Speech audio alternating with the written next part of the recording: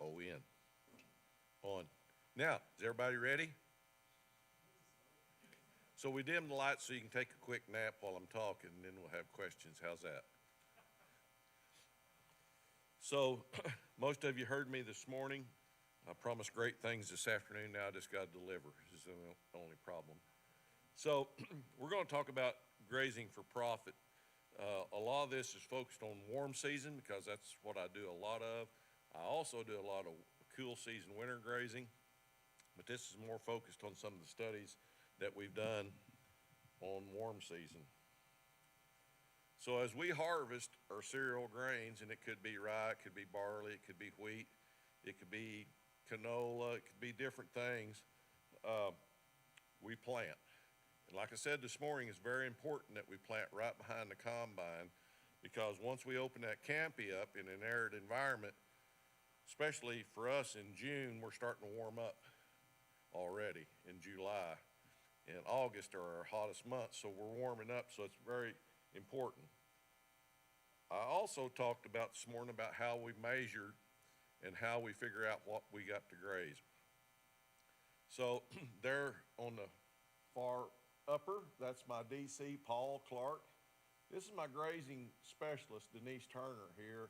And what she's done, she threw a hoop down in there, and they're getting ready to clip everything inside that hoop and measure it. And then we know what we got. We do some simple math, we can figure out, and I can tell you by looking at that and knowing, of course I don't know what it measured then, but we're looking at about 3,000 pounds, 3,500 right there.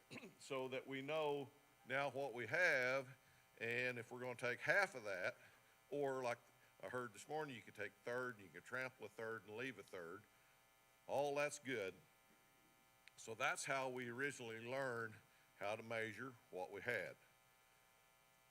I tell everybody, once again, you can do that every time if you want to, and that's the most scientific way there is throw a hoop down and measure it.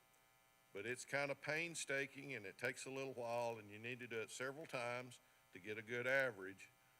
But what you need to do is every time you do that to begin with, you need to start using these two things that I have called eyes and figure out that there is about 3,000 pounds, 3,200 pounds.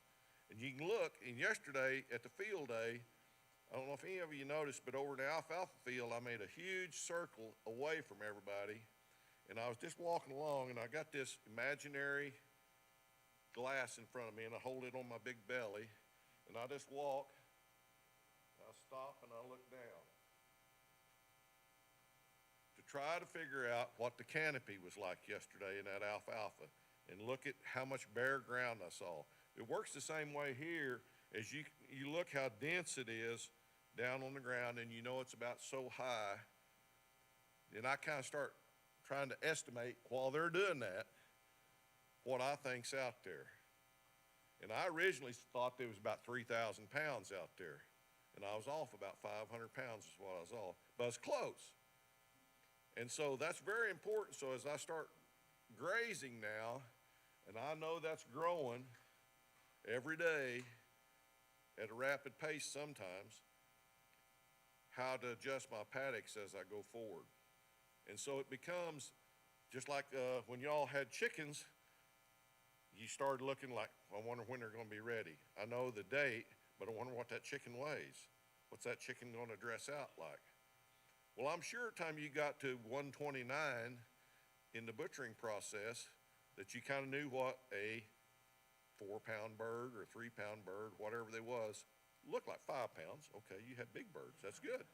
Go big bird. That's a good one. So, yeah. So now you kind of know visually what a 5-pound bird looks like. And the more you do that, time you get through the next 500 or 1,500 or whatever that number is, you'll get pretty good at it. Same way with measuring like this. Early on, when we're putting polywire out in something that's hood high on the tractor, you know, you can't run a polywire through that without getting it shorted out. So we originally started with the tractor and mower. But a tractor and mower, if you're scattered out like I am over 25 miles, I'm here today setting up a fence. Oh crap, I gotta be at the east pasture tomorrow. That's a 25-mile haul out there, da-da-da. It's like, crud, I gotta find a better way to do that. Now, if you got your cattle trained to a hot wire, you can run an ATV down through there, took a couple of tires wide, and you can get it where it's hot and where they walk up to it and see it. One of the questions today for you guys, like, how do you get them bunched up and how do you get them comfortable? Just remember, animals are just like us. How many of you remember the first time you started riding an elevator and everybody decided it was time to go at the same time? And you got all in the elevator and you're like this. You're like, I'm very uncomfortable with this. I don't like this. Well, that's the way animals feel the first time you start crowding them up. What you need to do is start a little bit bigger and just start moving the polywire in on them, a little at a time. Where it's every hour, every few hours, just start crowding them up. And all at once now, as I travel all over the country, I'm pretty comfortable getting in an elevator like this, because it's like, hey, I farm and ranch. You want to hear my elevator story? And I can start visiting with them. So I've become more comfortable. Animals are just like us, remember that. Now, yesterday at the field day, we talked about diversity. So this is a pretty young cover crop mix. That's about a 15-way blend that I've developed over the last 12 years. And every year, I throw something new in. It's kind of like Mama's recipe. Just throw that in, see how that's going to taste tonight. And so, you see the buckwheat there's blooming. Now, every once in a while, we throw flax in there because we want a purple flower. Once again, we want to attract different species to help us, so we'll throw different colors in there. And this is what I talked about this morning. 45 days, this cover crop has done everything that I've asked it to do below ground. We've got a good root mass. It's done very well. And I could be content if I needed to save water to either trample that out with cattle, roller crimp that, because a lot of that is mature enough I could roller crimp that. Some of that immature stuff in there, it will still be there, but that's okay. If I just knock it back, I've shut the water cycle down and the big demand for what's in that reproductive mode. There's nothing wrong coming back in another 2 weeks or so and roller crimping it again of the species that didn't die that stood back up that was immature. As they mature, I could roller crimp that again and it would be just fine. But I'm getting ready to graze this. And so now I've given it all its chance to do below ground what it needs. Because remember, as you start grazing, you're going to start losing roots and then letting it regrow. So just some things that you need to think about.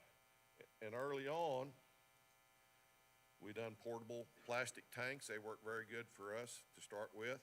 Once again, if you know the size and weight of your animals, what do you know? You know their consumption of food, and you'll know the consumption of water. Water depends on heat. They're just like us. The hotter it is, the more they're going to consume, regardless of the animal. But quickly, I can determine how much cattle are going to eat and drink by simple observation. We went to some other grazing, some other water stuff, and I'll show you that here in just a minute. So this was early on.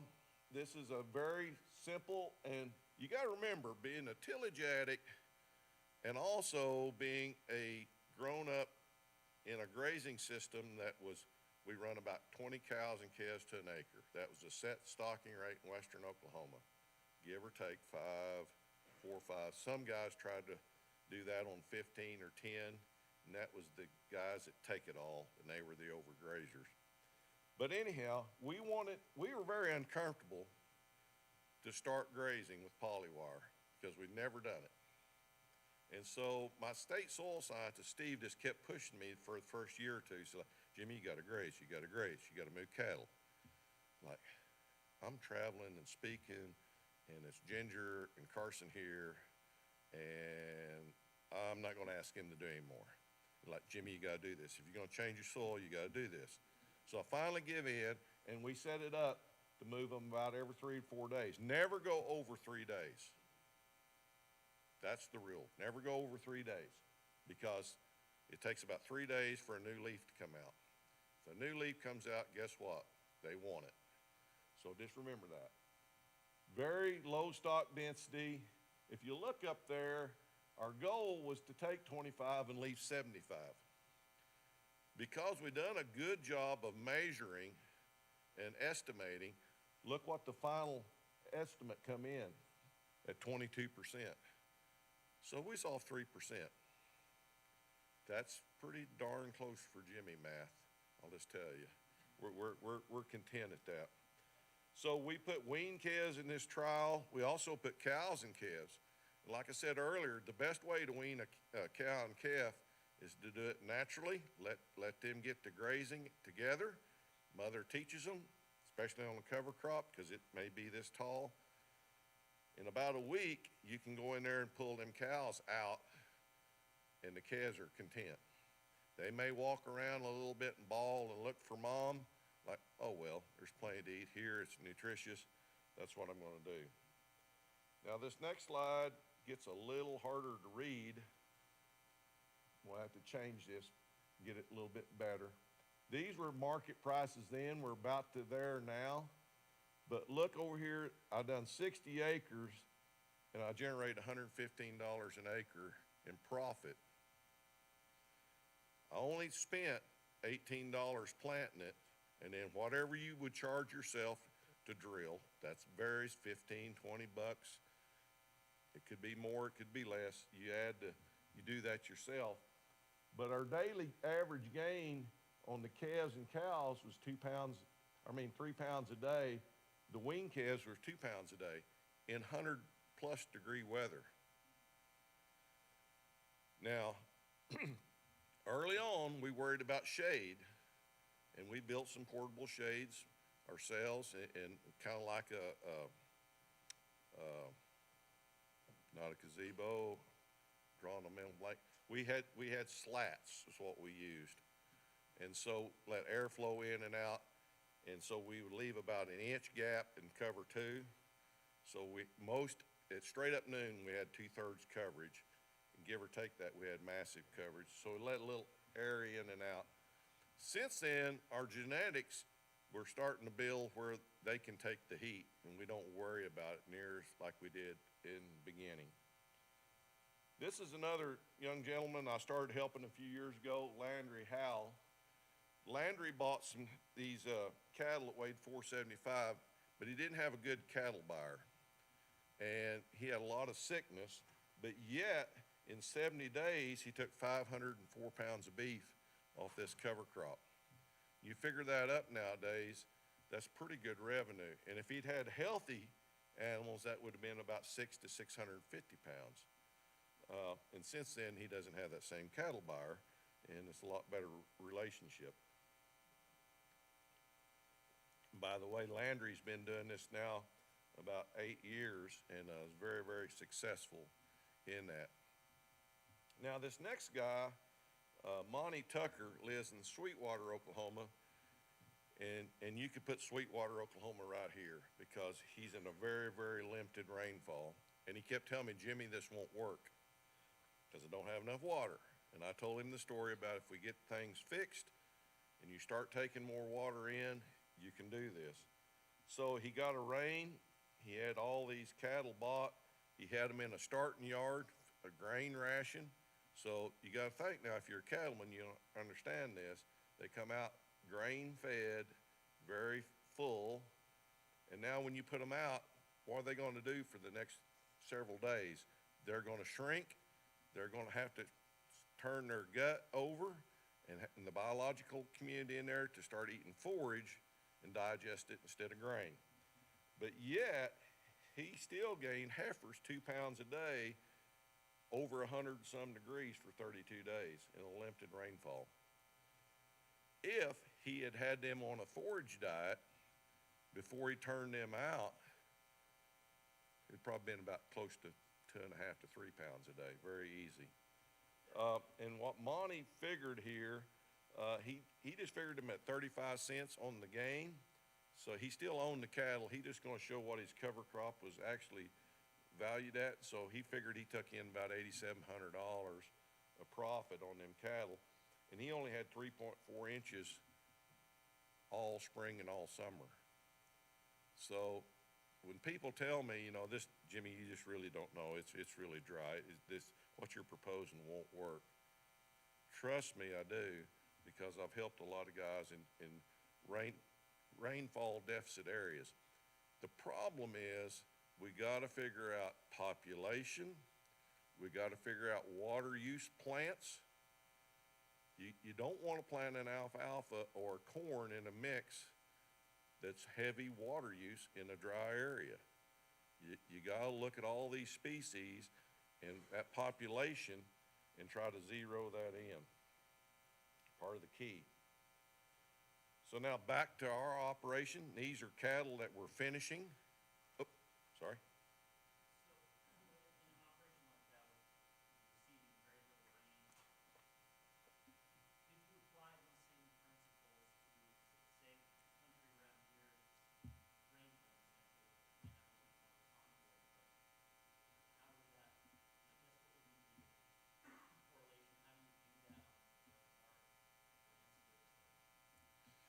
Well, you need to look at Alejandro Carrilla down in Mexico in the desert.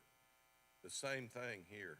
Lots of bare ground when he started, very poor, but it's moving cattle daily, hourly, and really get that intensified and get that cycle started fixing itself and getting more plants to come. The seed bank, I heard this somewhere in the presentation earlier today, the seed bank's there, and it is. We've had a producer in Kansas been no-tilling about 10 years, and a year and a half ago, this strange grass plant came up when he drilled, and he couldn't figure it out. And immediately he went trying to figure out how to kill it, and I was like, whoa, wait a minute. We need to figure out what that is. And so we got some specialists out, and what it was, lo and behold, it was an ancient variety of fescue that had been lost, that was out on the prairie, that was identified in the early 1800s, and it was extinct because we plowed it out, but it was in the seed bank. And when he got things right, he done a little dab of disturbance with the drill, and it turned the switch on. And so now he's trying to facilitate that and harvest that. And lo and behold, that seed crop is worth about 4 times what his grain crop that he was trying to grow was. And so now he's very interested in killing his other stuff out. And so, yes, to answer your question in a long roundabout way is, yes, it's in management, like I said today. And you, even if it's 70% bare dirt and 30%, you need to move them. You need heavy on, long rest, and just keep them moving. And that's the hard part for guys like me starting out, because that's not the way we grew up. And how do we move fence? And I'm going to show you how we do that, and maybe a little easier for you guys. So when we're finishing cattle like this, we like to move them several times a day. We got to balance the ration. So, if you're just growing cattle in a traditional grain yard, you don't push them that hard. You're just trying to grow them. It's the same way with our mixes. And as we get them closer to that 1,150, 1,200 pounds, about 18 months to 20 months, we can finish ours if we do a good job. We can go to 24 once in a while if Mother Nature doesn't work with us, and a few older than that if we're in a big drought, and we are right now. But we also will run some young cow-calf pairs. These are heifers that are just calving, and we'll put them out there because we want to take good care of them. And some of these second calf heifers will do that as well, because they need some real nourishment as they're losing their teeth and stuff and trying to grow and rebreed. That's really important. So this next slide is some of our big field days. We had about 175 people that day that showed up to the farm to put on a field day. If I had a laser pointer, and you can really see it right across coming in front of this first bus, you can see the poly wire right through there. This paddock was 1/4 mile long, running this way across there. And so when the buses, I got on every bus before we went to unload, before we actually got there, I said, what I'm going to try to show you guys today is how long and how fast that I can move a set of cows, set out another poly wire, and pull up a poly wire, because we got 3 wires out. We got a paddock, and we got one in front set up.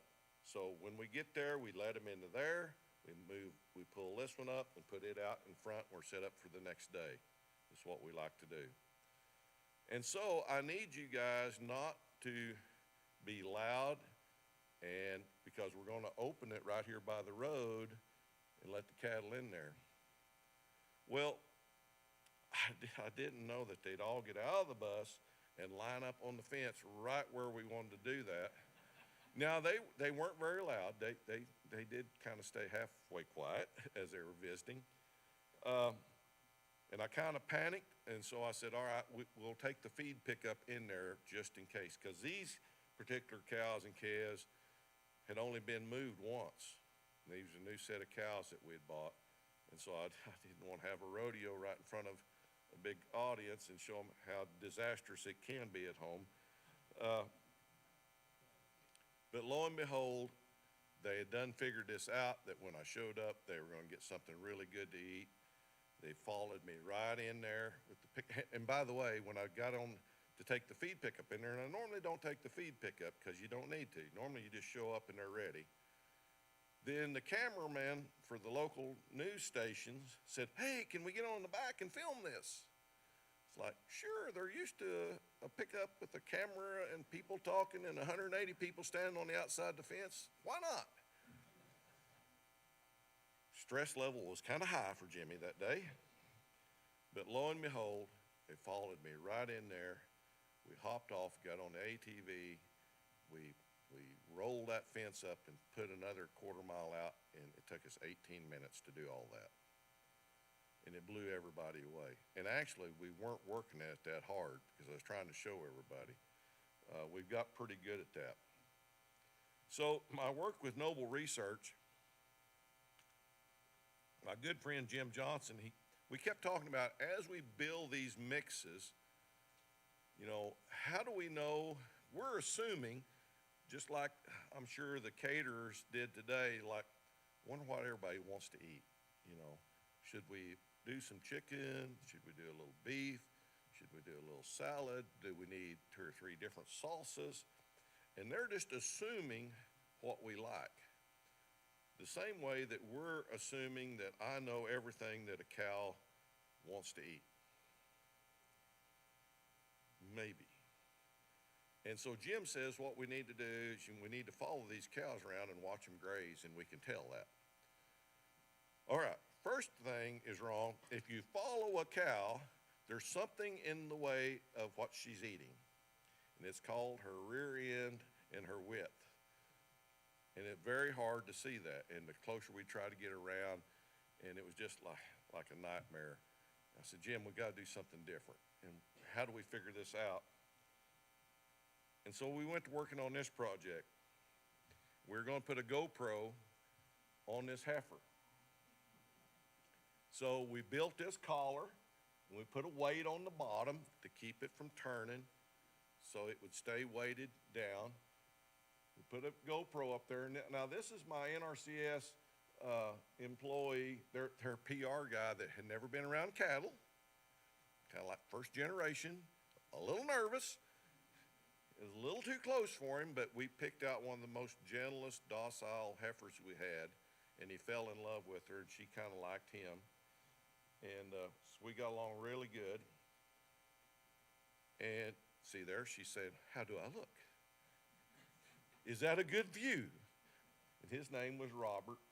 And so we had this Bluetooth to his cell phone, and so we could actually see what she was looking at. And so we kept adjusting the camera so we could see right in front of her nose. And the fun really began. And so I'm going to show you a short, and this is on my YouTube. If you want to Google it up later, just Google up Jimmy Emmons. I'm starting my own channel. We're wanting to do it right. We haven't got all that. I need to talk to some tech guys if I knew any tech guys. But I want to get it right.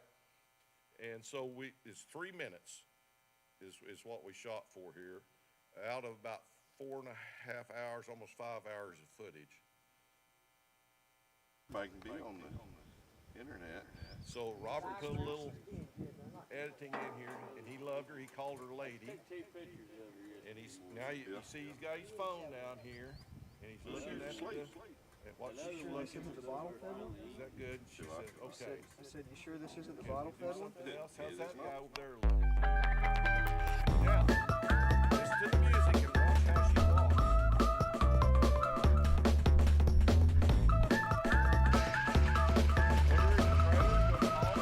Like us on the bus, like, hey, what are we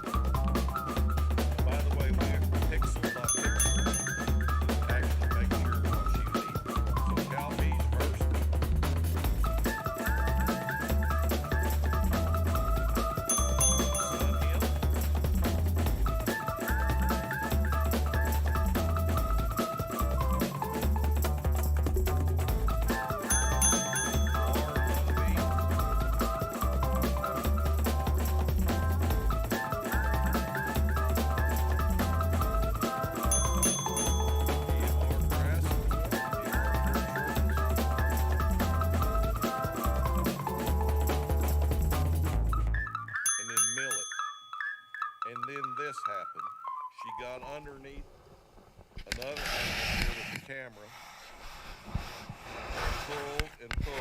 and successfully broke it off. Now, if I'd had a tech advisor back then days, they would have told me to be sure to chip the camera and look on my phone and say, the camera is right here. So 32 days later, I found the needle in the haystack. I found the camera, and I was so determined to get the date off of it. And I'm so glad. I enjoyed that 32 days out there by myself because my wife and hired hand had done told me, you're never going to find it. Never tell me never. It's like, I'm going to prove you wrong. I'm going to find that dang thing. And I did, and we retrieved the data. And man, the views is off the chart of this. It's very, very popular. But what it really taught us that day was the millets. I had 4 different millets in that mix. And the bricks level, how many of you know what bricks? Okay, all right. It's simply the sugars in the plant was very high that day in that. And so it was the ice cream of all the crop out there. That's the reason a mix really works well, because it matures at different stages.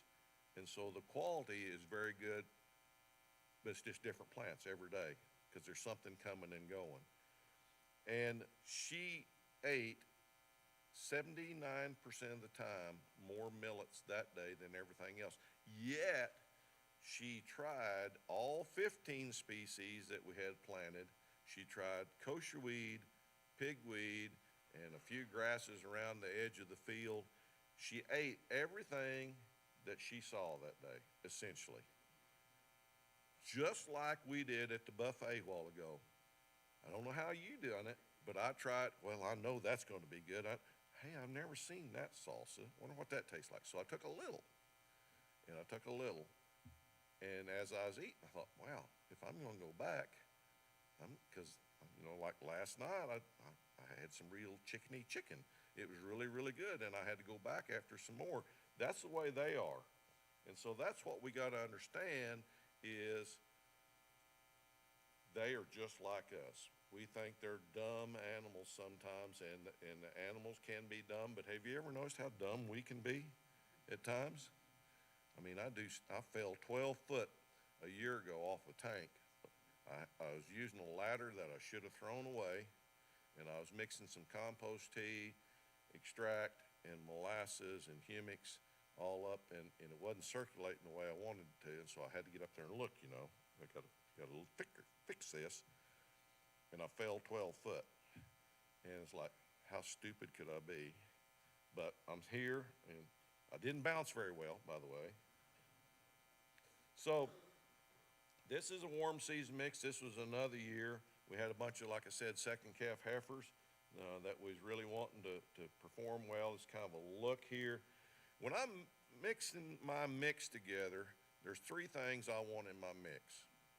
I want something that will grow in what I would call the low story, so something that will get about this tall, that's pretty dense, because once again, if we want to keep the temperature cool, we got to have that really good thick ground cover down in at the lower part of the canopy. Then I want something that will grow about this tall. I don't want it 10 foot. I want some species in here, so I have something here, and I have something here. Then, as you saw a while ago, I've got some Egyptian wheat in there. It's a forage sorghum that's not very good forage sorghum. It's high in lignin, but it does very good in sandy soils and low soil organic matter soils. So sometimes I want high lignin so the residue will last. I don't want to consume it all. And so I want something here, here, and then something up here. Why do I want that? I want to be 100% efficient on my sunlight solar panels. But I want to control it the best I can, that temperature down low. I want something up here as she's walking and grazing about height level. And then I want something that's reaching the sky that will last. So then I rigged up a four-wheeler. We used to ride four-wheelers, then we migrated to ATVs, UTVs, and to Rangers and different things. And so I had this old four-wheeler sitting around that still ran. And so I got where I could put, a friend of mine come up with this design where we could put the spool on the side of it, baskets in the front, and this was the first day. You can see we just welded it all up, and it's kind of the maiden voyage. And we have run the wheels off of that thing, I'll tell you. A couple of things here. We use these direct drive reels because I use a cordless drill to roll up. So a lot of these runs are quarter mile to 1,600 foot, and them are 1,600 foot spools. Out here on the end, you pull this little plastic piece off and there's a square. That square, you can take a 3/8 drive socket extension and it will go right over that square and fit into your cordless drill.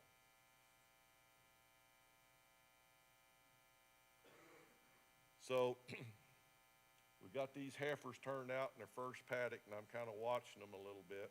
And that's something that I thoroughly enjoy, is when we turn cattle out and it gets really, really quiet, just like at lunch when everybody gets their plate, and you can just hear them pulling the grass and the forage up, and it's very peaceful, and I like listening to the birds, and I really like that. It's one of the best things I can do.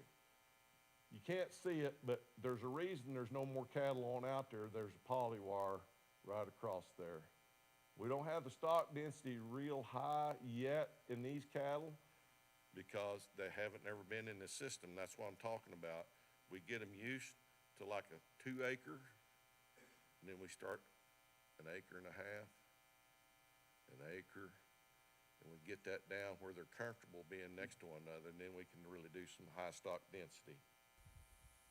It's 103 degrees. So it's been 103 degrees. Getting ready to put up some electric fence here in the cover crop. So it looks pretty good. We haven't had any rain for 30, 40 days. 35, 40 days. Around the edge, you can see some weeds. It's all about what you retain. Really good stand out in there. But we're not showing any drought stress. And so, like I said to start with, I'm going to show you a video now of us putting out wire. So I ride the four-wheeler side saddle. Don't ever straddle it. Keep my post and my step-in post behind me in the back basket. And this reel sets on we took an old baler belt, about this wide, a little wider than the spool, and we put it on a flap. We clamped it together, put it on the flap. So when we're unrolling, we want that spool setting on that rubber for a drag. So when we stop it, first of all, it doesn't freewheel. If you ever do that to start with, trust me, you don't want to do that. And once you untangle a freewheel off a spool or two, you'll find out a better way to do it. I'm telling you, put something for it to rest on. It works great. And then when you get ready to roll it up, you raise the spool up, flop it back out of the way, set it down, and then it free wind, and you can roll it up. But here we are.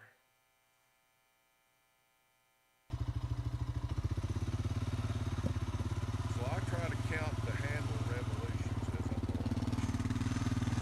25, 27 or something like that is about the distance I kind of like. See how tight it is? I step off 1 foot, onto the step in, over the pigtail, I'm ready to go. Now, I'm driving the four-wheeler and filming like this, and so I can do it a lot quicker than this. Kind of low tech when we're by ourselves. And we have mowed this pass. This was early on. I was trying to show everybody how quick and easy we can do this. And when I get to the end, I'm done. It's still tight. The posts are in. All I gotta do is hook up the fencer and away we go. But as I talked about, as we started moving the tractor and mower around, then that's like another job. It's expensive. If I'd done it by myself, I had to go mow these strips, and then I thought, okay, I'll set up all my paddocks. Well, then what happens if you get a rain and it's growing quicker? Now my paddocks are too big. And so I thought, well, I gotta do something different. And really, you want, in these new cattle, especially yearling cattle, they need to see the wire for the first few times so that they know that boundary. Once they get used to it, they look for it. The first few times, they really don't look for it. They're just grazing, and they'll walk through it before they realize it. So I was coming by the junk pile, and I saw this truck tire that had blowed out and was laying there. It was like 11/22/5, and I thought, I wonder if I could just drag that behind the pole. And so I've been down this way once, and I turn around this going back. So I'm fencing on this end. I thought it'd be a great place to leave the tire. This cover crop's about this high on me. I don't need a mower. Worked very, very good. Just pull it up on the trailer when I get ready to go. I get there where I'm at, I put the tire on, unload.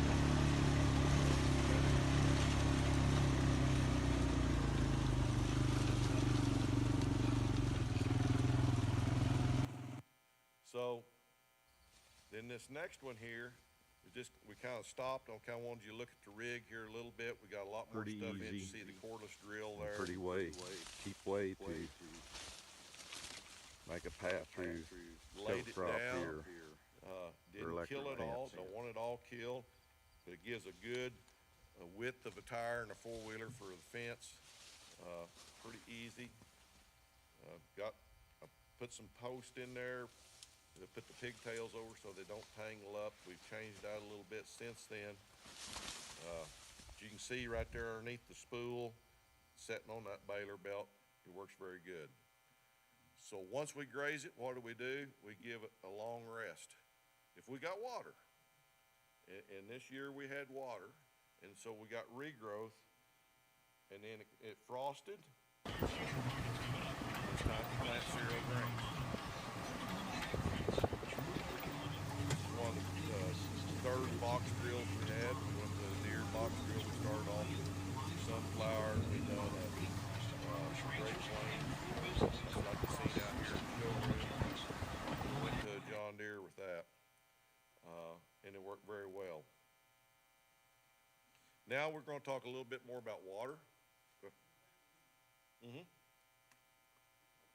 I am. Say what? It can be done. It can be done. And it's a heck of a lot easier standing up than laying down. If you're going to roll it, you want to roll it after you plant. Trust me. Or put the roller in front of you and roll and plant so that you're going the same way. I've tried all sorts. We went crossways. If you got sharp blades and lots of hydraulic pressure and you want to go slow enough, you can cut it. But then you just got cut up spaghetti, and it doesn't last very long. So one day I was going by, I had these feed troughs that I'd made out of a 3-foot round oil field pipe, had legs underneath it, and then we had a big rain, and I come by and I thought, crud, I forgot to cut holes in that to drain the water out. I need to do that.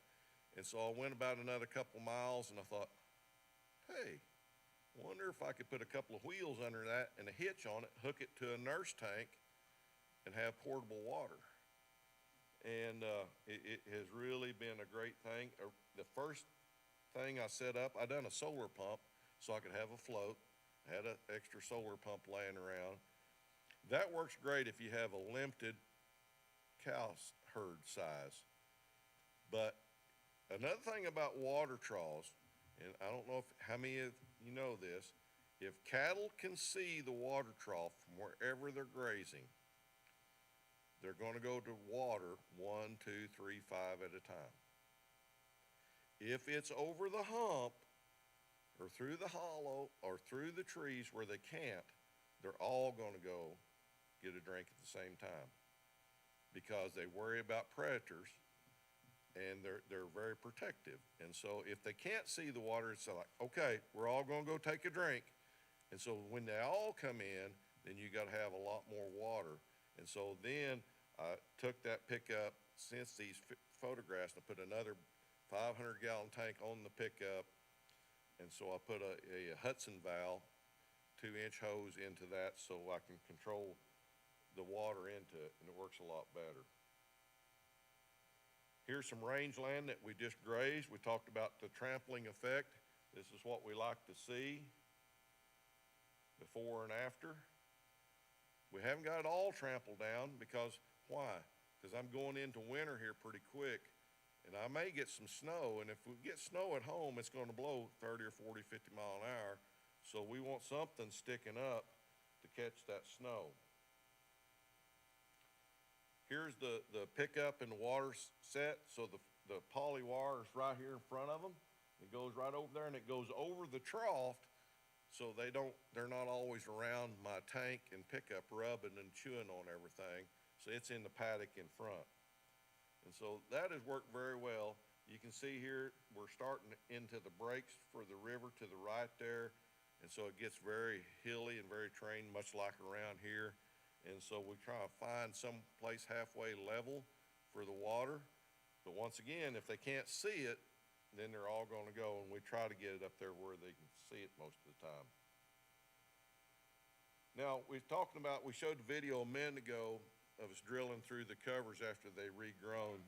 This particular day, my father-in-law, and I mentioned him earlier this morning, he's up in his upper 80s now.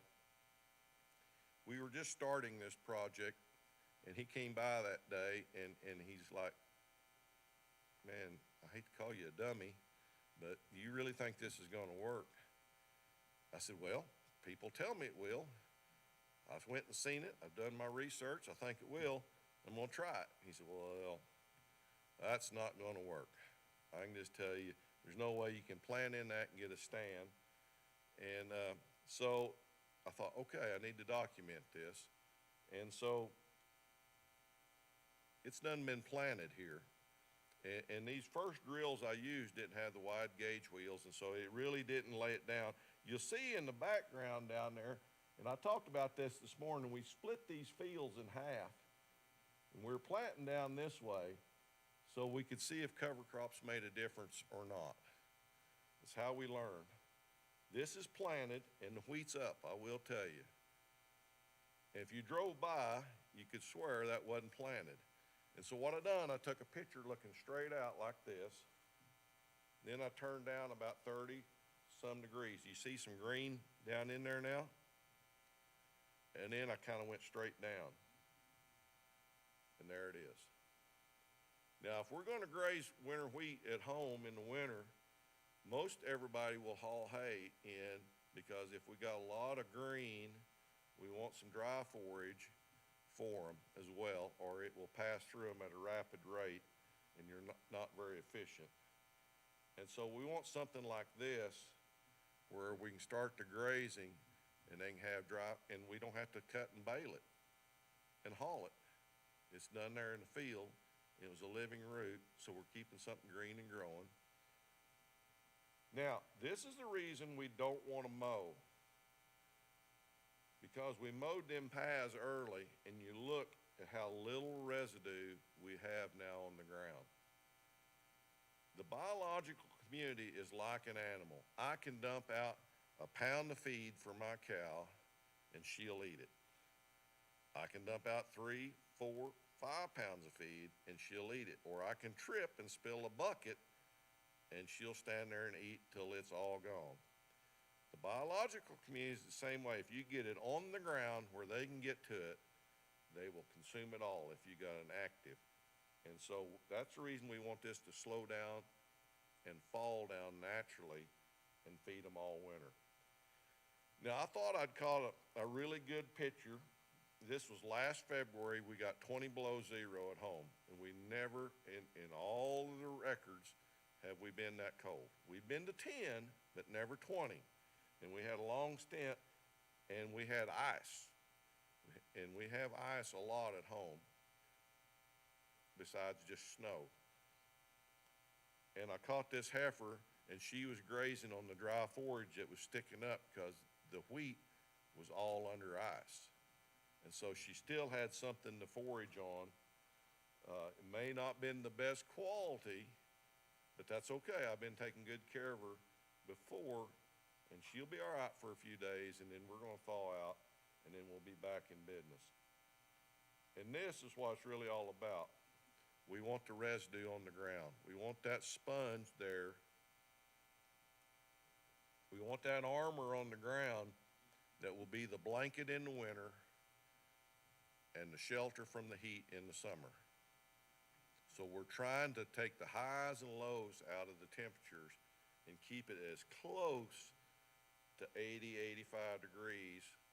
70 to 85 is really where we want to be. Can we do that all the time? Not all the time, but we can get dang close. In 2018, we had this wild thing that was really good. I was blessed to be the first Leopold Award winner announced in Oklahoma, and we went to the state capitol to be awarded at a presentation. Now, I put my phone on airplane mode for a reason while I'm up here, because it continually, I get emails or text or it'll ring nonstop at these meetings. It's just like they know I'm here. Let's see if we can bother Jimmy. And I told my wife that day that I wouldn't answer my phone. I promised her. And as the ceremony was going on, it was about bzz, bzz, bzz, bzz, bzz, bzz. Well, you know what? If you're addicted to a phone, I got a lot of addictions, trust me. It's like, I gotta look because somebody's really trying to get a hold of me. Well, it was our neighbors, and a wildfire had started at home, and we were having 60-mile-an-hour winds, and relative humidities was in the single digits. And we came home, and this is on my YouTube page too. I don't watch it very often because I really get emotional. And so over the next 9 days, they burned about 370-some thousand acres of our county and surrounding other counties as well. And so it was very horrendous. It burned half our operation out. We lost several animals, not near as many as some of my neighbors. Some of my neighbors, it was devastating. They lost all their animals. They lost their homes. We lost 70 structures in Dewey County. So it was very horrendous. But this particular rye, the reason I want to talk about this is why we always plant. This rye laid in the ground for 118 days from planting before it germinated. I had about 1,500 acres of this planted, and I thought it was my first total failure because it never came up until spring. We caught a little dab of snow, and early April, we caught about 3 or 4 tenths of rain, ½ inch in spots, and I got it all. Remember, I got it all, and it came up. And so when the wildfire came along, it was about this big to about this big. It kind of depended on where it was. And I had the ability to move my cows out of the fire into some of these fields and save my cow herd, or most of it. But once again, when you have 60-mile-an-hour winds and 3% relative humidity, it got as low as 3, if you can believe that or not. And it burned everything.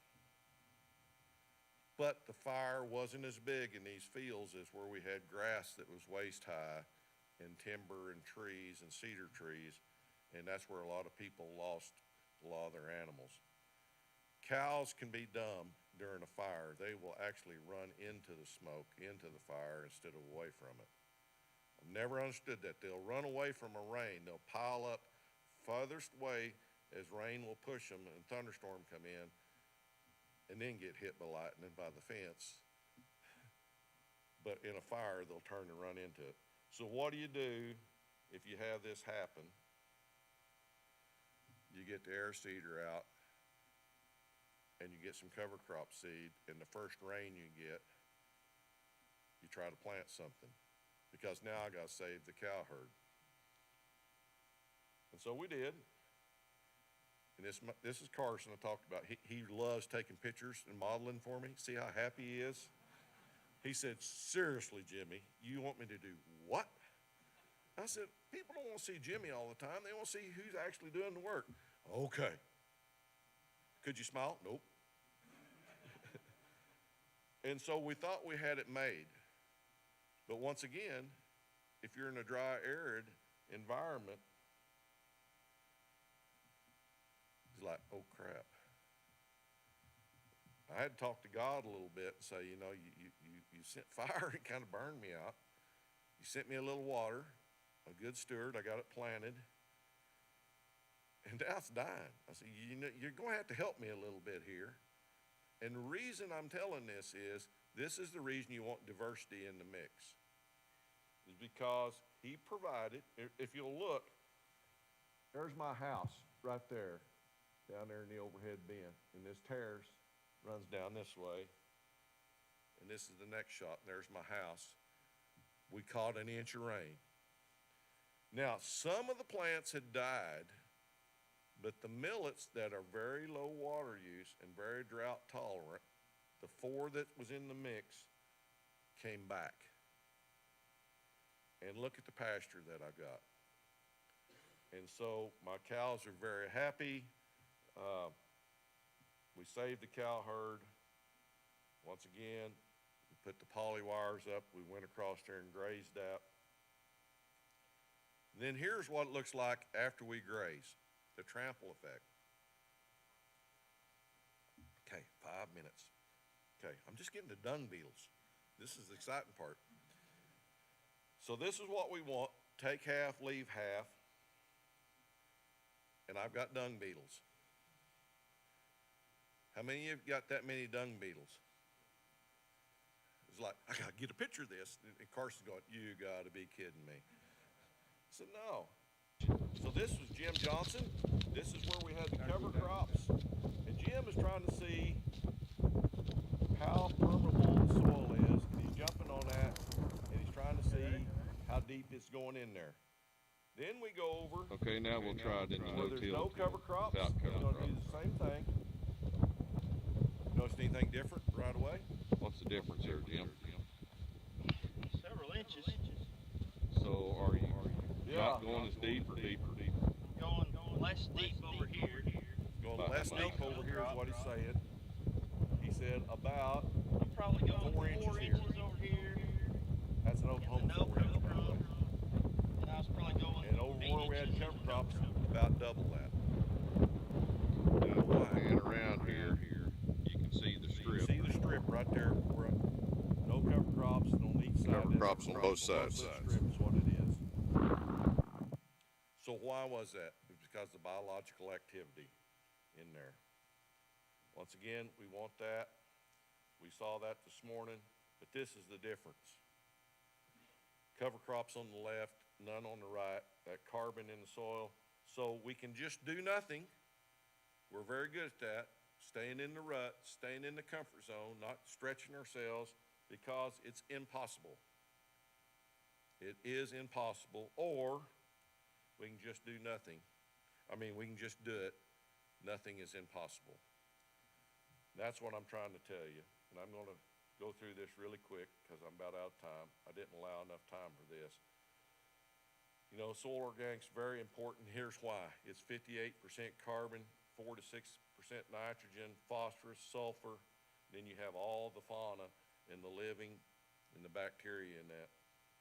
It's all dependent on climate, precipitation, temperature, soil texture, drainage, vegetation, and once again, management, how we do it.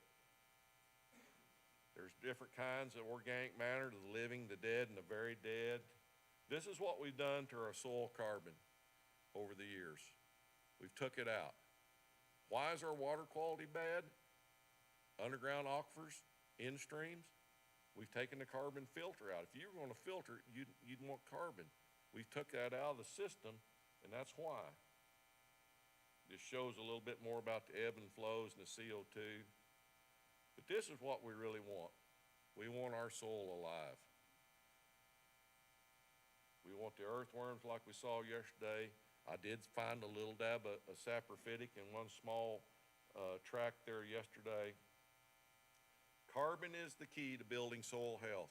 Soil biology will increase with diversity in the carbon production. Total carbon is a good indicator, but not the only indicator. When we change soil health, the activity of the soil carbon, that only comes from living plants, living roots. You got it. I just keep hitting that home. The benefits of carbon with no tillage, we need try to grow 24/7, 365. Can we do that all the time? No, but you gotta have a goal, and that's the goal. And if we can hit it, it's really cool, and if we get as close as we can, it's even better. We need to diversify with animals so we can feed the web below us. When the fields are absent, the plants, without plants, it's degrading, plain and simple. Coming together is a beginning, keeping together is progress, working together is a big success. Questions? Yep.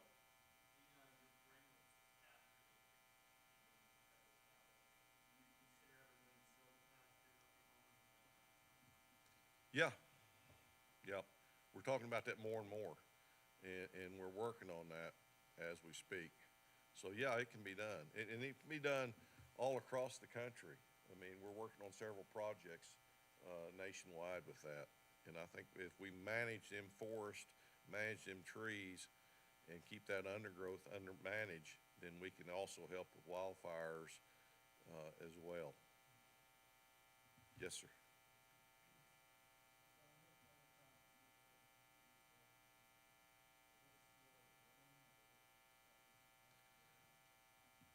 Okay, that first couple of scenarios I showed you, it frosted out.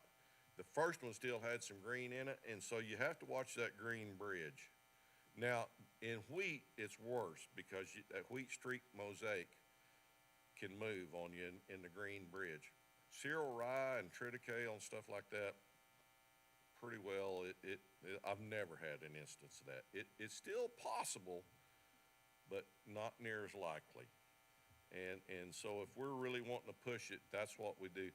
We've been successful with wheats, and then one year we got dinged with it, and that green bridge did transform over, and it cost us. But once again, we learned from that, and we just didn't give it enough days to get to browns. We jumped the gun. The water was there, the rain was, and we jumped in. Since that day, we'll plant a different cereal that can stand that. Yes?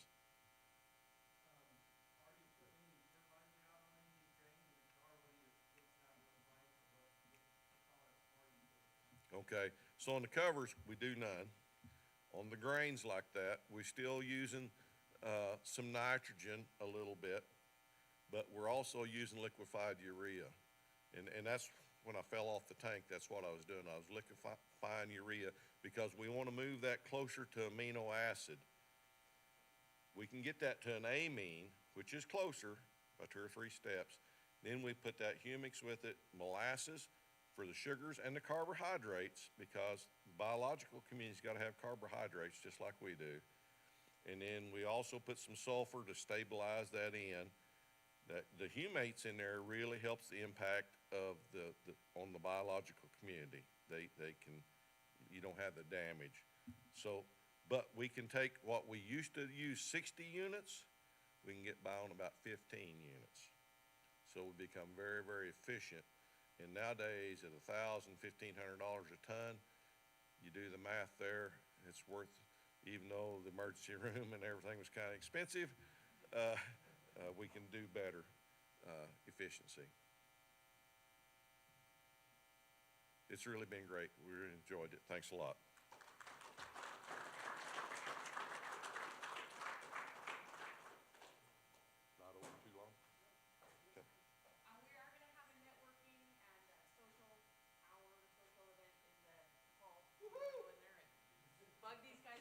Questions. Thank you so much. Perfect. I didn't even have to bug you once.